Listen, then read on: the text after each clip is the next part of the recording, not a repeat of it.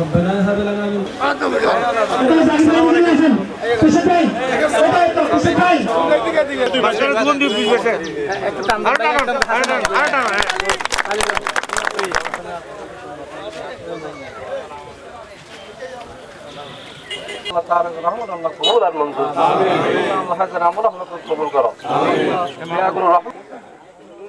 আজকে কাঞ্চনাবাদ ইউপি। আসসালামু আলাইকুম।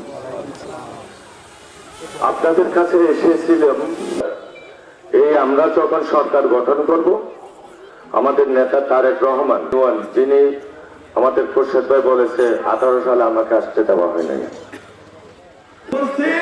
আজকের সভার সবার আকর্ষণ এবং উপজেলা প্রকৌশলী